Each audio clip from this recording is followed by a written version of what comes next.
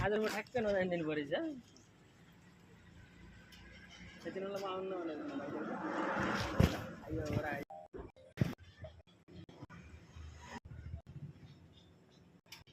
नमस्ते भैरवमा यदि म भनौँ मात्र 200 मा अब हजुर हाम्रो आफ्नै भैरवमा स्पेशल थकाली खाना खान पाउनुहुन्छ के हजुर मान्नुहुन्छ?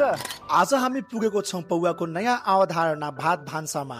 यहाँ भेज थकाली थाली मात्र 200 र चिकन थकाली थाली मात्र 300 र त्यसै गरी मटन थकाली थाली मात्र 400 मा उपलब्ध छ। हामी यहाँ खाना खान गएको थियौँ तर विश्वास गर्नुहोस् यहाँको अनुभवले हामीलाई एउटा राम्रो कथा दिएर फर्काएको छ। भित्र पस्ने बित्तिकै शान्त सफा र निकै आकर्षक वातावरणले मन जित्छ। परम्परा र आधुनिकताको सुन्दर संयोजन। परिवार साथीभाइ वा जो कोहीसँग बसेर मिठो खाना खाने एकदमै उपयुक्त ठाउँ। तर एकदमै मन छोएको कुरा के थियो थाहा छ? यहाँ लाइभ कुकिङ काउन्टर छ। तपाईको खाना तपाईको अगाडि नै एकदमै ताजा ताजा तयार गरिन्छ। तरकारी काट्नेदेखि मसाला हाल्ने पकाउने सम्म सबै प्रक्रिया आफ्नो आँखाले हेर्न सक्नुहुन्छ। त्यसैले स्वादसँगै विश्वास पनि बढ्छ। अझ अर्को राम्रो कुरा यहाँ स्थानीय किसानले उत्पादन गरेको स्थानीय चामल प्रयोग गरिन्छ। यसको अर्थ तपाईले स्वादिलो खाना मात्र होइन स्थानीय किसानको मेहनतलाई पनि साथ दिँदै हुनुहुन्छ। यहाँको खाना साँच्चै भन्नु पर्दा एकदमै ताजा सफा अर्गानिक र घरको स्वाद सम्झाउने थियो। त्यसैमाथि पहाडको घिउको सुगन्धले त थालीको स्वादलाई अर्कै स्तरमा पुर्याएको थियो। मलाई त यहाँको खाना यस्तो मिठो लाग्यो कि म बार बार थपी थपी खाएँ।